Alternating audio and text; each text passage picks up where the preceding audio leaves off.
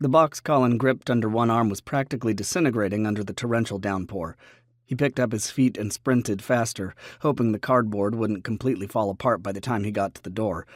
Rain pelted his face and glasses, making it nearly impossible to see. Luckily, he could get to the front door of his childhood home blindfolded. Everything about coming back to Archwood was muscle memory. The second Colin got to the porch where the cement below his feet was decorated with the handprints of his parents and siblings, the front door swung open.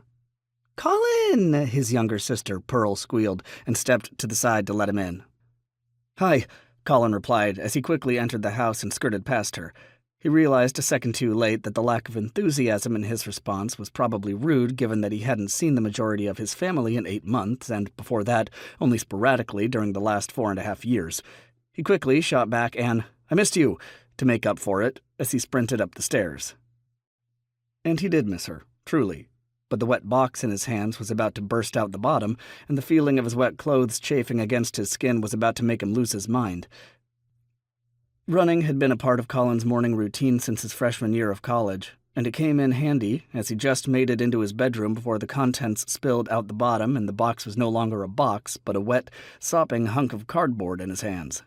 The cardboard was pliable enough to bend, so he folded it into a tight rectangle and looked around the room for the wastebasket that was exactly where he had left it, beside the wooden desk in the corner of the room. One of the better parts about moving back into his childhood home was that the routine he had left behind, the routine he was comfortable with, was still here, ready for him to pick it back up again. While he wouldn't be living here for long, and finding his own place was high on his list of things to do, he liked the idea of knowing all the streets in Archwood. Knowing all the restaurants and which dishes had the right textures, knowing the people who lived in town. Knowing that the one person he loved most was still here, even if she despised him. The proximity to her alone made him feel high on both possibilities and grief.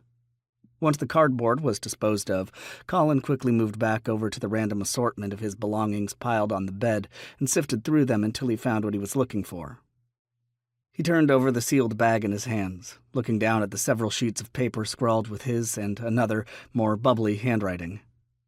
The papers were crumpled, and no matter how many times he had tried to flatten them, they never got as smooth as they were the day Scarlett Wallace balled up each one and threw them at his head. He always felt a bit guilty for thinking that day was tied for the worst of his life, along with the day Walker showed up at the house with a police officer to tell him and his siblings their parents were never going to come home from their date night. Colin had no idea why he kept the damn notes, but it was something of a reminder now. A reminder to do better. His parents had been his safety net, and so had Scarlett. Relying on other people to save him had never worked out well for him. Something bad always happened, and even when it was his fault, it felt out of his control.